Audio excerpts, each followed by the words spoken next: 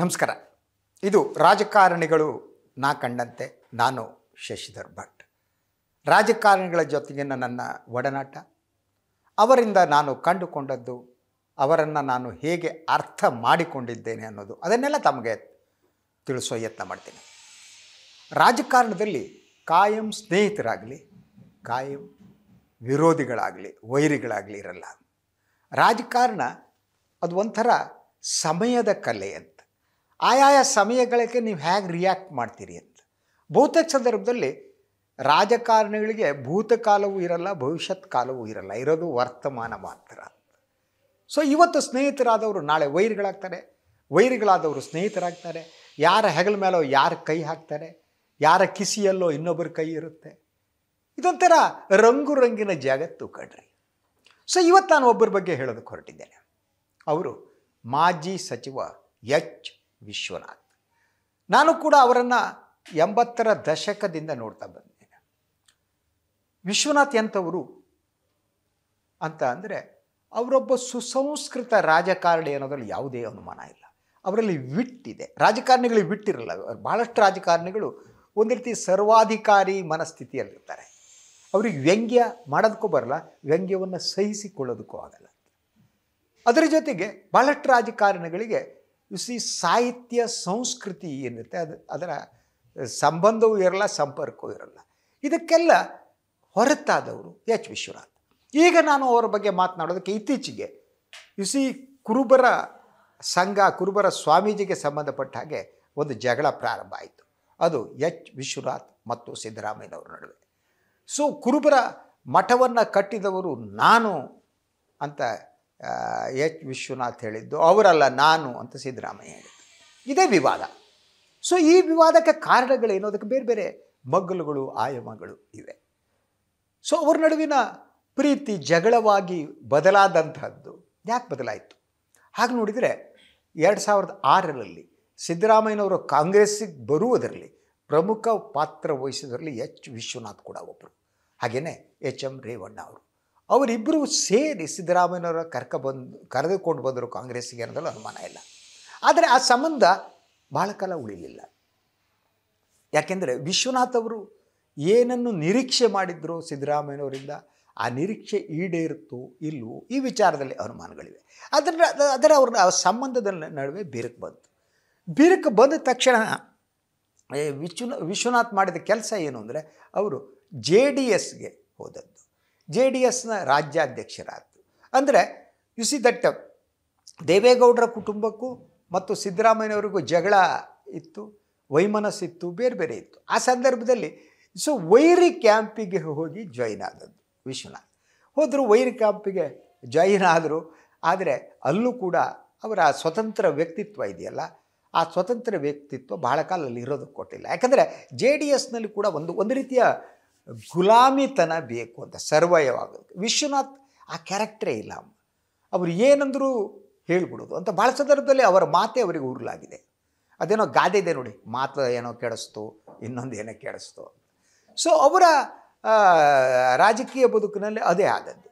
So ಅಲ್ಲಿಂದ ಹೊರಗಡೆ ಬಂದರು, JDSನಿಂದ ಹೊರಗಡೆ ಬಂದು ಅಲ್ಟಿಮೇಟ್ಲಿ ಅವರು ಹೋಗಿ BJPಗೆ ಸೇರಿಕೊಂಡರು. ಹಾಗೆ ನೋಡಿದರೆ BJPಯ ಯಾವುದೇ ತತ್ವಾದರ್ಶಗಳು ಕೂಡ ವಿಶ್ವನಾಥ್ಗೆ ಹೊಂದ್ತಾ ಇರಲಿಲ್ಲ.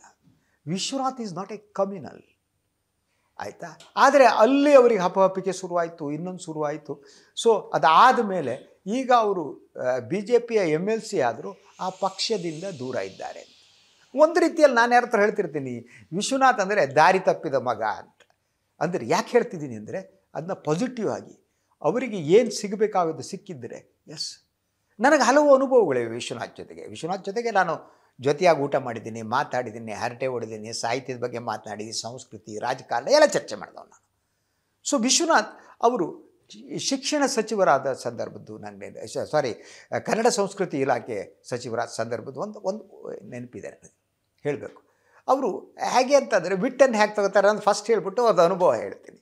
ಅವರು ಕನ್ನಡ ಸಂಸ್ಕೃತಿ ಸಚಿವರಾದಾಗ ಎಲ್ಲ ಕಡೆ ಒಂದು ನಾಮಫಲಕ ಹಾಕಿದ್ರು. ಕನ್ನಡ ಸಂಸ್ಕೃತಿ ಕೆಲಸ ಹೇಗೆ ಮಾಡುತ್ತೆ ಅಂಥೇಳಿ. ಒಂದು ಕಡೆ ಮುಖ್ಯಮಂತ್ರಿ ಮೊಯ್ಲಿಯವ್ರ ಫೋಟೋ, ಇನ್ನೊಂದು ಕಡೆ ವಿಶ್ವನಾಥ್ ಅವ್ರ ಫೋಟೋ. ಅದನ್ನು ವಿಧಾನಸೌಧ ಬಾಗಿಲಿನಲ್ಲಿ ಅಲ್ಲಿ ಇಲ್ಲಿ ಎಲ್ಲ ಹಾಕಿದರು. ಹಾಕಿದ ಕ್ಷಣ ಪತ್ರಿಕಾಗೋಷ್ಠಿಯಲ್ಲಿ ಅವ್ರು ಕೇಳಿದ್ರು, ನೋಡಿ ಕನ್ನಡ ಸಂಸ್ಕೃತಿ ಹೇಗೆ ಪ್ರಚಾರ ಮಾಡ್ತಿದ್ದೀನಿ, ಹೀಗೆಲ್ಲ ಪೋಸ್ಟರ್ ಹಾಕಿದ್ದೀನಿ, ಹೇಗಿದೆ ಅಂತ ಅಂದರು. ಉಳಿದೆಲ್ಲ ನಮ್ಮ ಸಹೋದ್ಯೋಗಿ ವರ್ಗಗಾರರು ಸುಮ್ಮನೆ ಇದ್ದರು. ನಾನು ಹೇಳಿದೆ, ಅದು ಇರಬೇಕಾದ ಸ್ಥಳದಲ್ಲಿ ಇಲ್ಲ ಸರ್, ಬೇರೆ ಕಡೆ ಇದೆ ಅಂತ ಅಂದೆ. ಅರ್ಥ ಆಗಿಲ್ಲ ಅವರಿಗೆ. ಏನು ಅಂದೆ, ಸರ್ ಈ ಫೋಟೋ ಇರಬೇಕಾದ್ದು ಪೊಲೀಸ್ ಸ್ಟೇಷನ್ನು ರೈಲ್ವೆ ಸ್ಟೇಷನಲ್ಲಿ ಇರಬೇಕಿತ್ತು, ಅಲ್ಲಿ ಬಿಟ್ಟಿಟ್ಬಿಟ್ಟಿದ್ದೀರಿ ಅಂದೆ. You was shocked. ಏನು ರೀ ನೀವು ಹೇಳಿದೆ ಸರ್, ಲೈಟ್ರ್ ವೇದಲ್ಲಿ ಹೇಳಿದೆ, ಬಟ್ ಚೆನ್ನಾಗಿದೆ ಅಂತ ಅಂದೆ. ಹಾಗೆ ನಂದು ಅವ್ರದ್ದು ಸಂಬಂಧ. ಅದ್ರ ಜೊತೆಗೆ ಅವರು ಕನ್ನಡ ಸಂಸ್ಕೃತಿ ಸಚಿವರಾದಂಥ ಸಂದರ್ಭದಲ್ಲಿ ಅವರಿಗೆ ಯು ಸಿ ದಟ್ ಒಬ್ಬರು ಕನ್ನಡದ ಪ್ರಮುಖ ಸಾಹಿತಿಗಳು ಈಗಿಲ್ಲ. ಅವರು ಡಾಕ್ಟರೇಟ್ ಪದವಿ ಪಡೆದು ಅವರ ಥೀಸಿಸ್ ಪುಸ್ತಕವಾಗಿ ಪ್ರಕಟ ಆಗಿತ್ತು, ಅವ್ರ ಥೀಸಿಸ್ಸು. ಸೊ ಪ್ರಕಟ ಆಗಿದ್ದು ಸಾಕಷ್ಟು ಯು ಸಿ ಪ್ರತಿಗಳು ಖರ್ಚಾಗಿದ್ದು ಎಲ್ಲ ಆಗಿದ್ದು. ಅದನ್ನು ಮತ್ತೆ ಪ್ರಕಟ ಮಾಡುವುದಕ್ಕೆ ಅವರು ಸರ್ಕಾರದ ಅನುದಾನವನ್ನು ಕೇಳಿ ಯು ಸಿ ಸರ್ಕಾರಕ್ಕೆ ಪತ್ರ ಬರೆದಿದ್ದರು. ಫೈಲು ಕನ್ನಡ ಸಂಸ್ಕೃತಿ ಸಚಿವ ವಿಶ್ವನಾಥ್ ಅವ್ರ ಮುಂದೆ ಬಂದಿತ್ತು. ಸೊ ಆವತ್ತು ಅವ್ರು ನನ್ನ ಕೇಳಿದ್ರು, ಯು ಸಿ ಹೀಗೆ ನೋಡಿ, ಇವರಿಷ್ಟು ಪ್ರಸಿದ್ಧ ಸಾಹಿತಿ, ಅವ್ರ ಪುಸ್ತಕ ಪ್ರಕಟ ಆಗಿದೆ, ಅವರ ಥೀಸಿಸ್ ಪ್ರಕಟ ಆಗಿದೆ, ಅದು ಈಗ ಮತ್ತೆ ಅದನ್ನು ಪ್ರಕಟ ಮಾಡೋದಕ್ಕೆ ಅನುದಾನ ಕೇಳ್ತಿದ್ದಾರೆ, ಏನು ಮಾಡಲಿ ಅಂದರು. ನಾನು ಹೇಳಿದೆ, ಸರ್ ನೀವು ಏನು ಮಾಡ್ತೀರೋ ಅದೊಂದು ಪ್ರೆಸಿಡೆಂಟ್ ಆಗುತ್ತೆ, ಅದೊಂದು ಸಂಪ್ರದಾಯ ಆಗುತ್ತೆ. ನೀವು ಕನ್ನಡದ ಎಲ್ಲ ಪ್ರಮುಖ ಸಾಹಿತಿಗಳಿಗೆ ಅವರ ಥೀಸಿಸ್, ಡಾಕ್ಟರೇಟ್ ಥೀಸಿಸ್ ಪುಸ್ತಕಗಳನ್ನ ಪ್ರಕಟ ಮಾಡುವುದಕ್ಕೆ ನೀವು ಅನುದಾನ ಕೊಟ್ಟರೆ ಐ ಹ್ಯಾವ್ ನೋ ಅಬ್ಜೆಕ್ಷನ್. ಆದರೆ ಸಿಲೆಕ್ಟಿವ್ ಆಗಿ ಕೊಟ್ಟರೆ ಅದು ತಾರತಮ್ಯ ಆಗಲ್ವಾ? ನೀವು ಯಾರ್ಯಾರು ಡಾಕ್ಟ್ರೇಟ್ ಪಡೆದಿದ್ದಾರೆ ಸಾಹಿತ್ಯದಲ್ಲಿ, ಗಿವ್ ದೆಮ್, ನೋ ಇಶ್ಯೂ. ಆದರೆ ಒಬ್ಬರಿಗೆ ಇಬ್ಬರಿಗೆ ಕೊಡ್ತೀರಿ ಅಂದರೆ ಅಲ್ಲ. ಅವರಿಗೆ ಅರ್ಥ ಆಯಿತು. ಅರ್ಥ ಆದಮೇಲೆ ಅವರ ಆ ಫೈಲನ್ನು ರಿಜೆಕ್ಟ್ ಮಾಡಿದ್ರು. ಹಾಗೆ ಅವ್ರು ಎಷ್ಟು ಪವರ್ಫುಲ್ಲು, ಅವ್ರು ಎಂಥ ಸಾಹಿತಿಗಳು ಅಂದರೆ ಇವ್ರು ರಿಜೆಕ್ಟ್ ಮಾಡೋ ಆಗಿರಲಿಲ್ಲ. He did it. ಸೊ ಅವ್ರ ನಂತರ ಮುಖ್ಯಮಂತ್ರಿಗಳ ಹತ್ರನೂ ಹೋಗಿ ಸಿ ಅಲ್ಲಿಂದ ಪ್ರೆಷರ್ ಹಾಕೋಕ್ಕೆ ಟ್ರೈ ಮಾಡಿದ್ರು. ವಿಶ್ವನಾಥ್ ಬಗ್ಲಿಲ್ಲ. ವಿಶ್ವನಾಥ್ ಗುಣ ಹಾಗೆ. ಸೊ ಅವರು you see S M Krishna ಅವ್ರ ಹತ್ರ ಅವರ ಜಗಳಗಳಿದ್ದು, ವ್ಯಂಗ್ಯ ಮಾಡ್ತಿದ್ರು, ಇನ್ನೊಂದು ಮಾಡ್ತಿದ್ರು, ಅವ್ರ ಪರ್ಸ್ನಲ್ ಲೈಫ್ ಟೀಕೆ ಮಾಡ್ತಿದ್ರು, ಎಲ್ಲವನ್ನು. ಸೊ ಈಗಲೂ ಕೂಡ ಅವರ ಗುಣ ಇದೆ. ಆದರೆ ಈಗ ಅವರು ಒಂದು ರೀತಿಯಲ್ಲಿ ರಾಜಕೀಯವಾಗಿ ಅತಂತ್ರರಾಗಿದ್ದಾರೆ. ಅವರಿಗಿರುವ ಬಹಳ ಮುಖ್ಯವಾದ ಸಮಸ್ಯೆ ಅಂದರೆ ಅವರು ಅತಂತ್ರರಾದದ್ದು. ಬಿ ಜೆ ಪಿಯ ಒಳಗಿದ್ದಾರೆ, ಬಿ ಜೆ ಪಿ ಹೊಂದಾಣಿಕೆ ಆಗ್ತಾಯಿಲ್ಲ. ಕಾಂಗ್ರೆಸ್ಸಿಗೆ ಬರೋಣ ಅಂದರೆ ಅಲ್ಲಿ ಸಿದ್ದರಾಮಯ್ಯನಿದ್ದಾರೆ. ಸೊ ಆ ಕಾರಣಕ್ಕಾಗಿ ಯು ಸಿ ಕಾಂಗ್ರೆಸ್ನ ಹಲವು ಬೆಳವಣಿಗೆಗಳ ಸಂದರ್ಭದಲ್ಲಿ ಅವರು ಡಿ ಕೆ ಶಿವಕುಮಾರ್ ಬೆಂಬಲಕ್ಕೆ ನಿಂತಿದ್ದು ಉಂಟು. ಆದರೆ ಸಿದ್ದರಾಮಯ್ಯ ಇರುವವರಿಗೆ ಅವರೇನು ಮಾಡೋಕ್ಕಾಗಲ್ಲ. ಅದರ ಜೊತೆಗೆ ಅವರ ಜೆ ಡಿ ಎಸ್ ಸಂಬಂಧ ಮುಗಿದು ಈ ಕಡೆ ಬಂದಿದ್ದು. ಹೀಗಾಗಿ ಅವರಿಗೆ ಯಾವುದೇ ಒಂದು ರಾಜಕೀಯ ಪಕ್ಷ ಇಲ್ಲದಿರುವ ಸ್ಥಿತಿ ಬಂದಿದೆ. ಅವರು ಮೈಸೂರಿನಲ್ಲಿ ಪತ್ರಿಕಾಗೋಷ್ಠಿಯನ್ನು ಮಾಡ್ತಾ ಕಾಲ ಕಳೆಯಬೇಕಾದ ಅವರ ಪ್ರತಿಭೆಗೆ, ಅವರ ಶಕ್ತಿಗೆ ಇನ್ನಷ್ಟು ಒಂದು ಉನ್ನತ ಸ್ಥಾನ ಸಿಗಬೇಕಾಗಿತ್ತು. ಅವರು ಒಳ್ಳೆಯ ಆಡಳಿತಗಾರರು ಕೂಡ, ಒಳ್ಳೆಯ ಆಡಳಿತವನ್ನು ಮಾಡ್ಬೋದಾಗಿತ್ತು. ಆದರೆ ಅವರಿಗೆ ಅವಕಾಶನೇ ಲಭ್ಯ ಆಗಲೇ ಇಲ್ಲ. ಈಗ ಅವರಿಗೆ ಯಾರು ಸ್ನೇಹಿತರು ಅನ್ನೋದೇ ಅರ್ಥ ಆಗಲ್ಲ. ಕಾಂಗ್ರೆಸ್ನಲ್ಲಿ ಸಿದ್ದರಾಮಯ್ಯ ವಿರೋಧಿಗಳು, ಬಿ ಜೆ ಪಿಯಲ್ಲಿ ಯಡಿಯೂರಪ್ಪ ಕಂಪನಿ ಜೊತೆಯೂ ಒಳ್ಳೆಯ ಸಂಬಂಧ ಇಲ್ಲ, ಜೆ ಡಿ ಎಸ್ನಲ್ಲಿ ಎಸ್ ಕುಮಾರಣ್ಣ ಆಗಲ್ಲ. ಹೀಗಾಗಿ ಈ ಸ್ಥಿತಿಯನ್ನು ಅವರೇ ನಿರ್ಮಿಸಿಕೊಂಡದ್ದು ಅಂತ. ಅದು ರಾಜಕಾರಣದಲ್ಲಿ ನೀವು ಅತಿ ಹೆಚ್ಚಿನ ನಿರೀಕ್ಷೆಯನ್ನು ಇಟ್ಟುಕೊಳ್ಳುವುದು ಕೂಡ ಕೆಲವೊಮ್ಮೆ ಈ ಸ್ಥಿತಿಯನ್ನು ತಂದು ನಿಲ್ಲಿಸುತ್ತೆ. ಅವರು ಅತಿಯಾದ ನಿರೀಕ್ಷೆ, ಸಿದ್ದರಾಮಯ್ಯನ ಹತ್ರ ಏನೇನೋ ನಿರೀಕ್ಷೆ ಮಾಡಿದರು, ನಿರೀಕ್ಷೆ ಹುಸಿಯಾಯಿತು, ತಕ್ಷಣ ಎಮೋಷನಲ್ ತೀರ್ಮಾನ ತಗೊಂಡ್ರು. ಪ್ರತಿ ಸಂದರ್ಭದಲ್ಲೂ ಹಾಗೆ. ರಾಜಕಾರಣದಲ್ಲಿ ಎಮೋಷನ್ ಅನ್ನೋದು ಇದೆಯಲ್ಲ, ಅದನ್ನು ಬೇಕಾದ ಹಾಗೆ ಬಳಸೋಕೆ ಗೊತ್ತಿರಬೇಕು. ನಿಮ್ಗೆ ಯಾವಾಗ ಕಣ್ಣೀರು ಹಾಕಬೇಕು ಅನ್ನೋದು ಗೊತ್ತಿರಬೇಕು, ಯಾವಾಗ ನಗಬೇಕು ಅಂತ ಗೊತ್ತಿದ್ದು. ನೋಡಿ ದೇವೇಗೌಡರ ಕಂಪನಿ ಎಷ್ಟು ಚೆನ್ನಾಗಿ ಕಣ್ಣೀರು ಹಾಕ್ತಾರೆ ಅಂತ, ಅವ್ರಿಗೆ ಯಾವಾಗ ಕಣ್ಣೀರು ಹಾಕಬೇಕು ಅಂತ ಗೊತ್ತಿದೆ. ಆ ಎಮೋಷನ್ ಹ್ಯಾಂಗೆ ಬಳಸ್ಕೋಬೇಕು ಅಂತ ಗೊತ್ತಿದೆ. ತಮ್ಮ ರಾಜಕೀಯ ಲಾಭಕ್ಕಾಗಿ ತಮ್ಮ ಎಮೋಷನ್ನ ಬಳಸ್ಕೊಳ್ಳೋದು ರಾಜಕಾರಣದ ಸಕ್ಸಸ್ಸಿಗೆ ಭಾಳ ಮುಖ್ಯವಾದ್ದು. ಆದರೆ ಇವರಿಗೆ ಅದೇ ಗೊತ್ತಿಲ್ಲ. ಅವರು ಯಾವ್ಯಾವುದೋ ಹೇಳಿಕೆಗಳನ್ನು ನೀಡಿ ಏನು ಮಾಡಿ, ಹಾಗಿದ್ದರೆ ವಿಶ್ವನಾಥ್ ಅವರ ರಾಜಕೀಯ ಬದುಕು ಮುಂದೇನಾಗ್ಬೋದು ಗೊತ್ತಿಲ್ಲ. ಅವರ ಮಗನನ್ನು ಇನ್ನಾನು ರಾಜಕೀಯವಾಗಿ ಮುಂತರ್ತಾರೋ ಇಲ್ಲೋ ಗೊತ್ತಿಲ್ಲ. ಆದರೆ ಅವರ ರಾಜಕೀಯ ಬದುಕು ಮುಂದುವರಿಯುತ್ತಿದ್ದರೆ ಅವರಿಗಿರುವ ಅನಿವಾರ್ಯತೆ ಏನು ಅಂದರೆ, you will have to come back to Congress ಅಂತ. ಕಾಂಗ್ರೆಸ್ಸಿಗೆ ಬಂದರೆ ಮಾತ್ರ ಅವರಿಗೆ ಭವಿಷ್ಯ ಇರುತ್ತೆ ಅನಿಸುತ್ತೆ ನನಗೆ.